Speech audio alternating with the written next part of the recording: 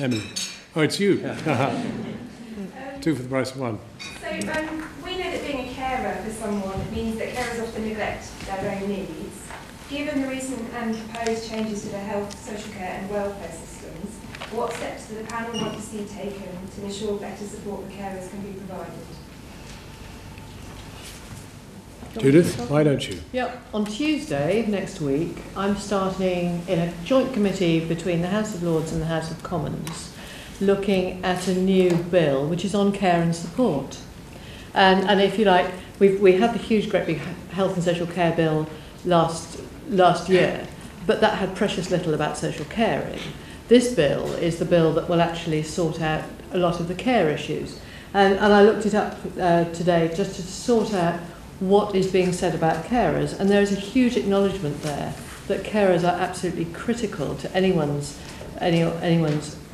pathway, and so carers will be entitled to an assessment, which currently they're not. So carers will be entitled to assessment, and there will be a common standard all across England. And the bill will require NHS organisations, excuse me for reading this, NHS organisations to work with local authority partners and local carer organisations to agree plans and budgets for identifying and supporting carers. Okay, so the NHS and local authorities are going to have to work together to come up with a budget, and carers are going to have to be supported and identified and supported. At the moment they aren't identified formally, so that's good news. They're going to work with the Employers for Carers Forum, because it's hugely ineffective at the moment. If you're in work, many people, and a lot of them are women, my sort of age, suddenly discover they have a really elderly relative to care for, and they leave work, and that is really not good news, because they then become a burden on the system. So there's going to be support for carers in work, and also I've said about the assessment, and there's going to be a new entitlement, and I don't know quite what this means yet, so come back to me later, to support them to maintain their health and well-being. So carers are going to be loved, and they haven't been.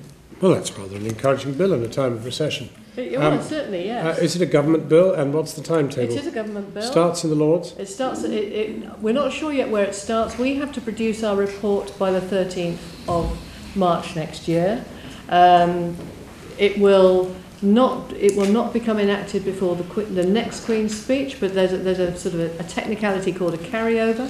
So the bill will then go in, and we should have the Queen in her next speech standing up and saying there will be a care and support bill, and it will be enacted in the next parliamentary session. Well, that's very exciting. Very good. Yeah. I think it's very exciting to hear this, and I really do wish the joint committee well, because I think this kind of pre-legislative scrutiny is where we members of the House of Lords get to do our job. I think from my point of view, I'm very interested in what the Carers UK have been saying, and what they've done is they've kind of focused right in on the question of this national eligibility criteria. This is new and important and something that people have been asking for. But then the question is, what level is that eligibility criteria set at? So I think that's where the big debate will come, and that's about what resources will be available, and so I think there'll be a huge debate about that. From my point of view, what carers give to the health economy, our communities is so vital and so important. It's almost unmeasurable, and to try and legislate for the value of caring is really tough. And I know from my own experience of when I was caring for my niece full time, it was very difficult for the system to recognise me because I wasn't a standard. I wasn't a husband, a boyfriend, a wife, a mother.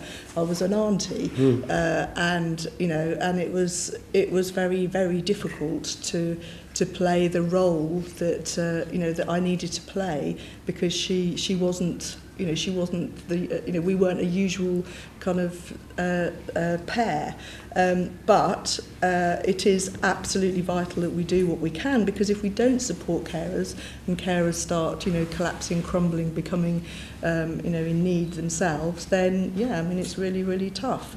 And the cost of getting it wrong, the cost of not supporting informal family and friends is enormous, and it's something that as a society I think we must surely measure our own civilization by how well we can care for each other and how well we can facilitate that through national policy and national funding decisions.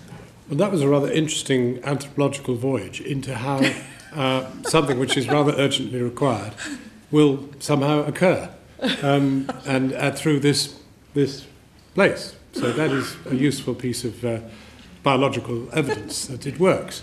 We'll judge it when we see it. Yeah, good. Well, thank you very much. That too.